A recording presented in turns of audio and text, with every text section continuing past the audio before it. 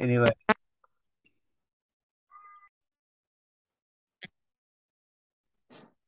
hello, good evening, everybody, and welcome to our Monday evening. We are going to be listening to the master of motivation, in my opinion, and that's Mr. Jim Rohn. Just make this a bit bigger and lose some of these goodies. And I'm going to shut up while Jim does all the talking. This is a good list that I've put together, inspired by a couple of others and my own contribution, and I'd like to share this list with you. First, learning the power of purpose. A person who has purpose in their life, they have something to go for, some meaning. One writer described it, for some people it becomes a magnificent obsession. And for you and I, maybe it doesn't need to be that dramatic as a magnificent obsession. But it has to be something that does something to us, something that pulls us, especially into the future. You know, there are many influences on us. One is the influence of the past. Some people are always pulled back by the past. Some people are always pulled aside by the distractions. But here's what's powerful. If you have a list of high purpose in your life, it pulls you toward the future. And the more powerful the purpose is, the stronger it pulls. And here's the other great advantage if you have purpose for the future. It pulls you through all kinds of challenges and all kinds of difficulties. If you don't have these strong purposes for the future, it's easy to get swallowed by a bad day. It's easy to be almost annihilated by a poor month. And it's easy sometimes to almost disappear beneath the waves of a year that goes backwards if you don't have something to pull you beyond that year. So if you want something to pull you through all kinds of challenges, all kinds of difficulties, and things that come at you, you got to have something on out there, beyond today, beyond next week, beyond next month, beyond this year, that pulls you into the future. And the clearer it is, the stronger it pulls.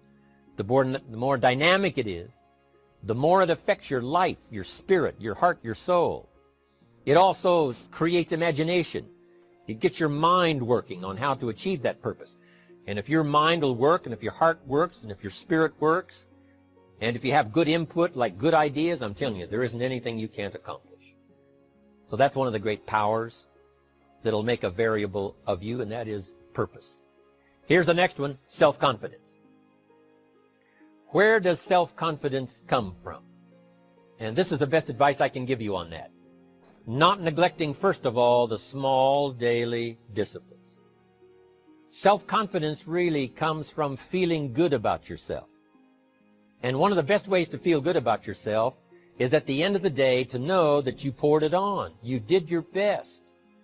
If you conducted a meeting, you did the best you could. If you made a phone call, it was the best phone call you could possibly make. If you wrote a letter, it wasn't a casual letter, it was your best letter. At the end of those kind of days, when you feel good about yourself, self-confidence starts to rise. You know that if you can have this kind of a good day, you can have another one the next day, and those days become the weeks become the months, and the month becomes a powerful year.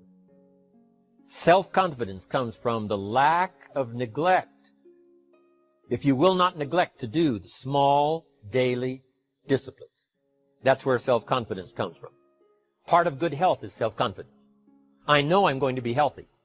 I take the Herbalife products. I eat the apple a day. I walk around the block. I do the jogging on the beach. At the end of the day, when you've really poured it on and you've done all the stuff, self-confidence grows. That self-confidence affects your health. It affects your future. It affects your psyche. So this is true. One of the great powers is self-confidence. Self-confidence means willingness to do whatever it takes to achieve. Some people say, well, I'll do it for a little while and see what happens. You know, I'll try a couple of things. If that doesn't work, I'm out of here. And all of us know that that kind of person doesn't have much of a future. But if you're willing to do whatever it takes, If I have to learn a couple of things, I will learn those things. If I got to learn 5 or 6 things, I'll learn all 6. If I have to take an extra class, I'll take an extra class. If I've got to read the books, I'll read the books. If I have to consult with people who know more than I know, I will do the necessary consulting. Whatever it takes, I will do. That starts to develop unbelievable self-confidence.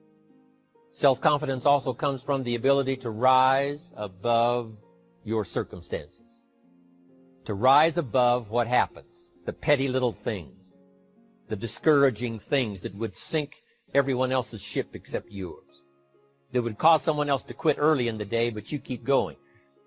That kind of willingness to overcome all circumstances, whether it's the little challenges or the big challenges. If you're willing to do that, I promise you, this kind of power will work for you, and in you, the variable, it'll make a difference.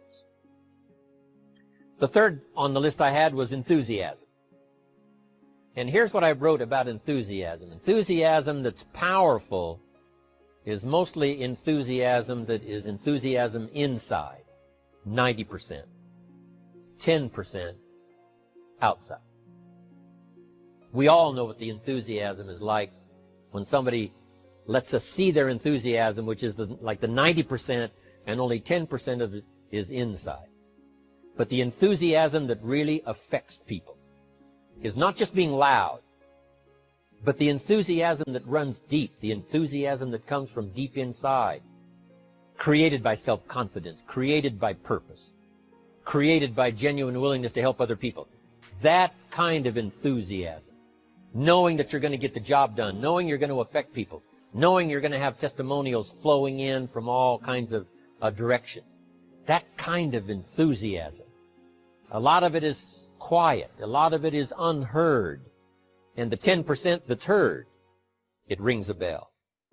People call it genuine enthusiasm because they know that what you say in the outward display of your enthusiasm is only a small tip of the iceberg of the enthusiasm you feel inside that really motivates you to do the best job you can.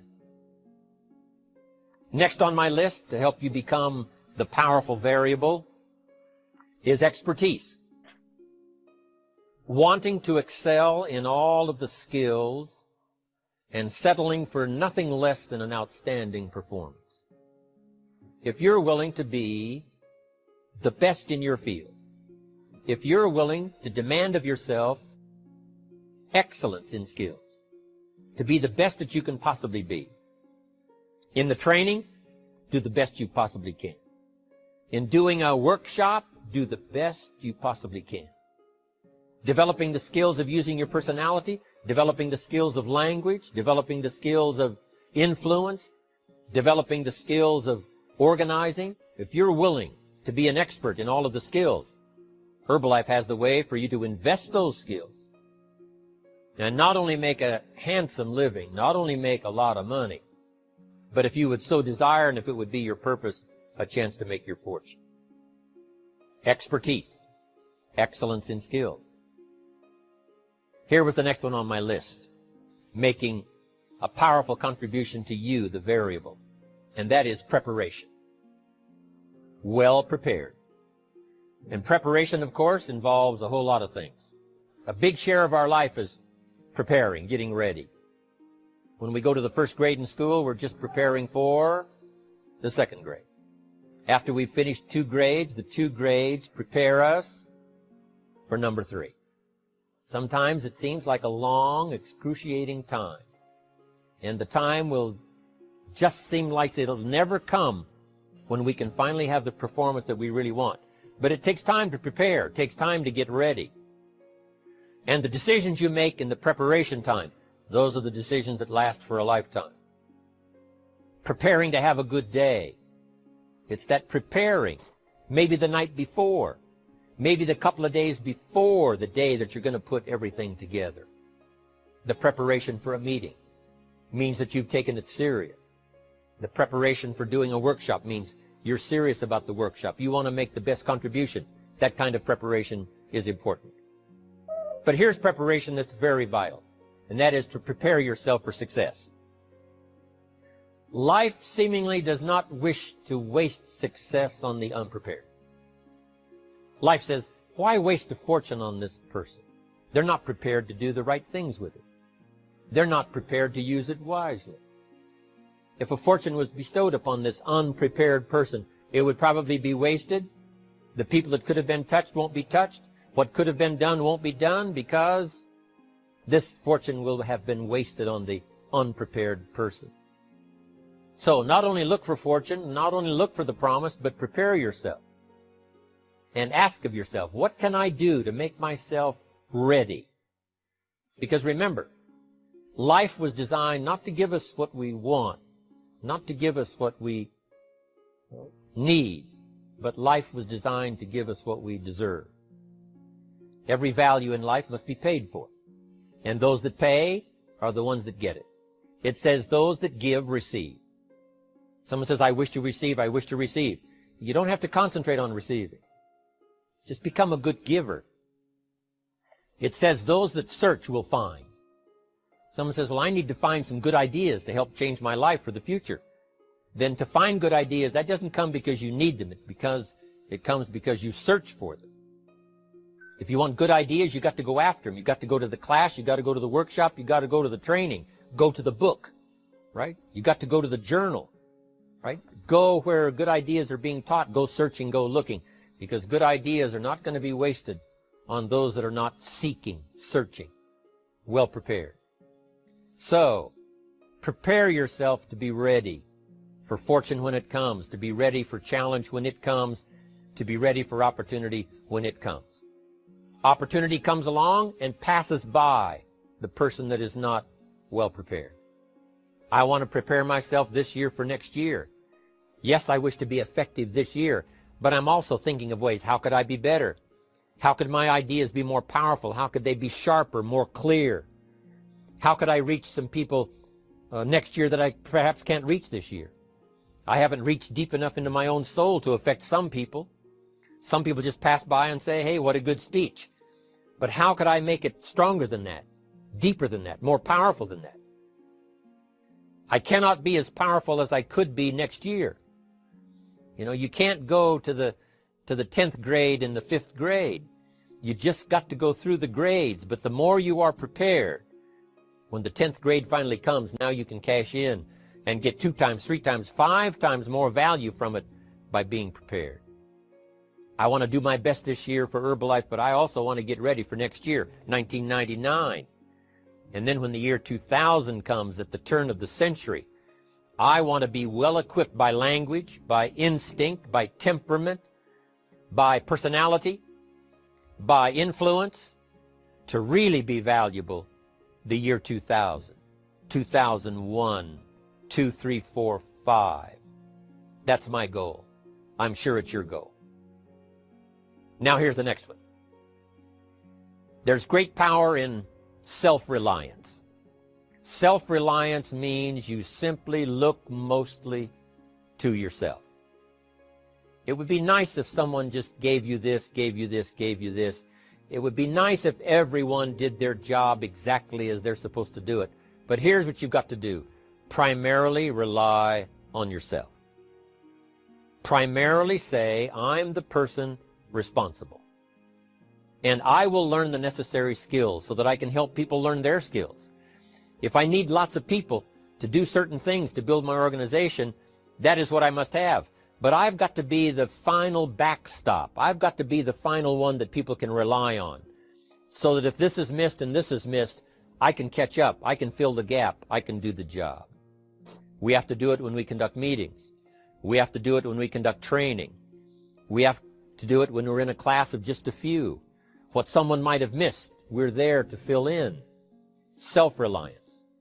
Primarily, we're learning to count on yourself. So that you can do this. Never complain and never explain. Here's the next key power, and that's image. There's many parts to image. The image that others see you as. The image you have with other people. And it's very important how other people see you.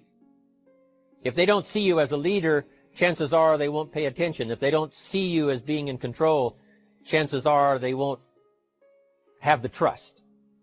If they don't see you as knowing where you're going, what you want to accomplish, they probably won't follow.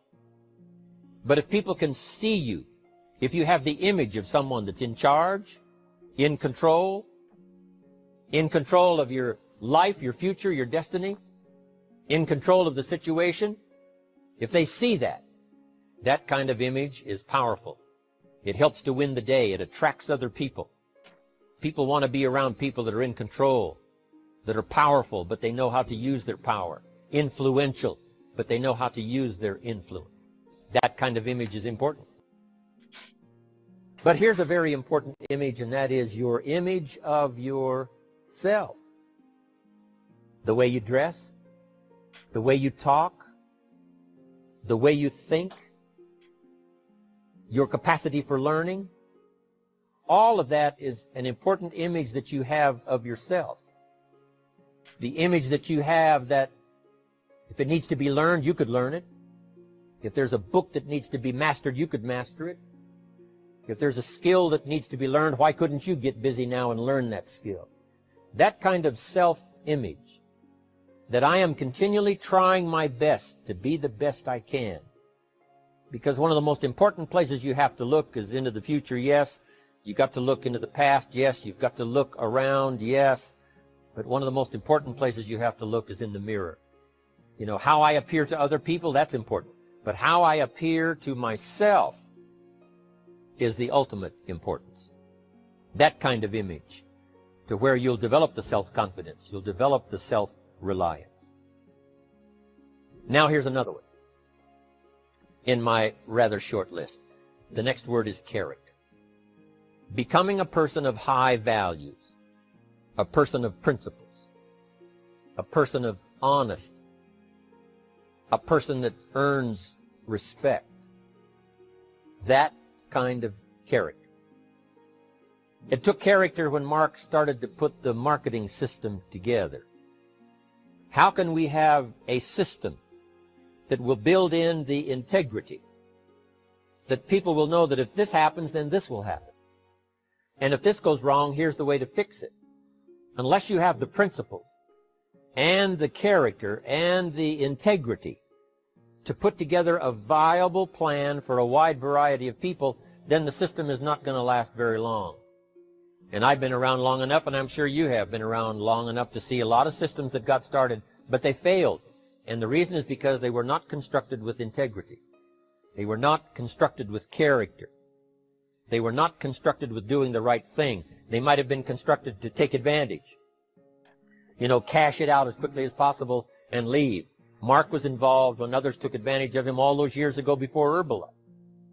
When someone took advantage and didn't have the character, didn't have the principles, and didn't have the character to stay, the character to see it through, the character to do the right thing.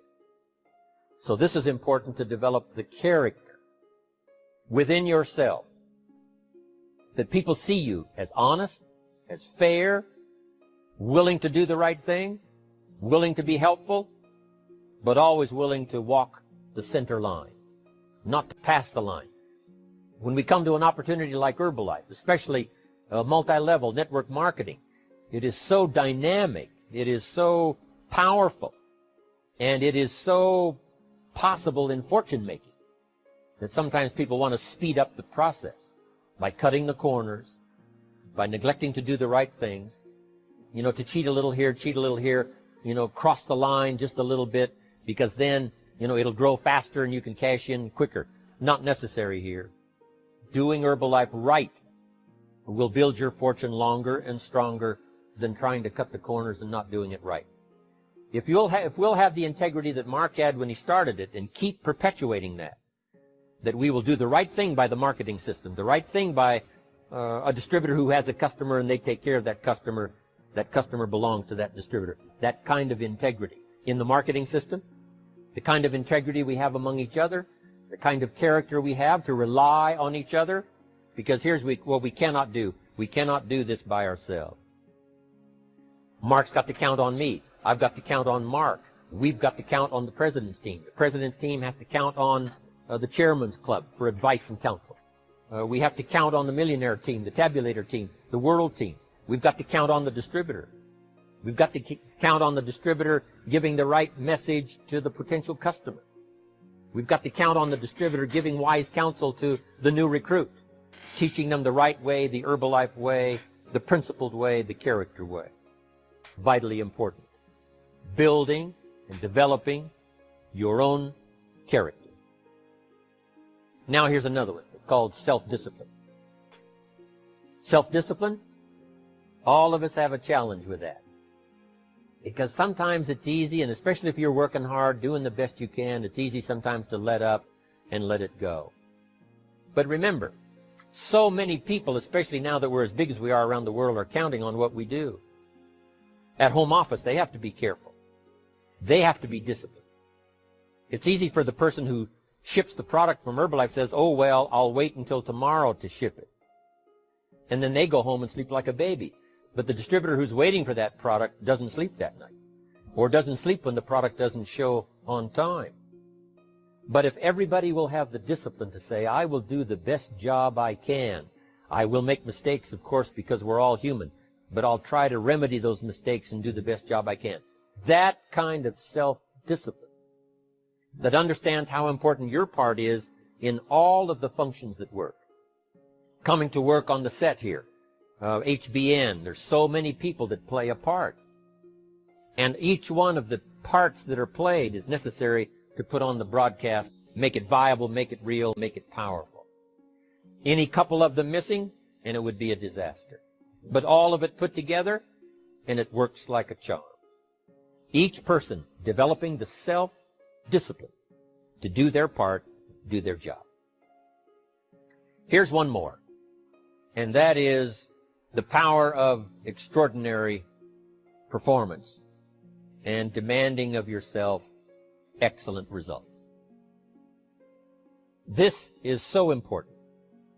If you want to live extraordinary, you must do extraordinary. If you want an extraordinary income, you must do extraordinary things. If you want an extraordinary fortune, you must go with the demands of what it takes to have that fortune. Mark has made such a fortune, it's almost beyond comprehension what the numbers really are. But guess what he has the satisfaction of knowing? He earned it all. If he'd have been lax in the performance, Herbalife would not be here these 18 years later. Herbalife would have been a footnote in multi-level history. But because he performed year after year, the 3rd year and the 5th year, and the 7th year and the 10th year, and the 12th year and the 15th year, and now performing well in the 18th year, I'm telling you, that's what makes it such a viable fortune for Mark personally, of course, because he did the job. If we would ask of ourselves that kind of performance, and you've got to ask it of yourself. You know, I can't ask it of you. I would try to inspire you. I would try my best to share with you what it might taste like, what it's like to finally make your fortune. It happened for me. But here's what you must do. You must demand it of yourself. Society does not demand that you not have a heart attack. But if you want to escape having a heart attack, you must demand it of yourself. Society doesn't demand that you take Herbalife and improve your health. You have to demand it of yourself. Society doesn't demand that you jog around the block every morning. But if you want good health, you must demand it of yourself. Society doesn't demand that you read a couple of books a week and improve your intelligence and your knowledge. That you must demand of yourself. Society does not demand that you build a financial wall around your family nothing can get through. That's not a demand of society. But you must demand it, if you wish it, you must demand it of yourself. Society doesn't demand that you learn a list of 10 skills.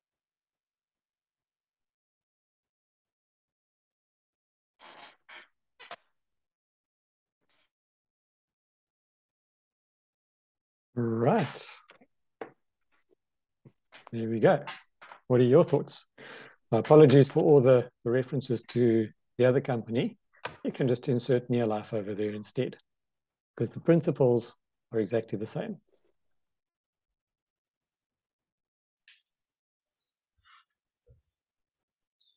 You just stop recording.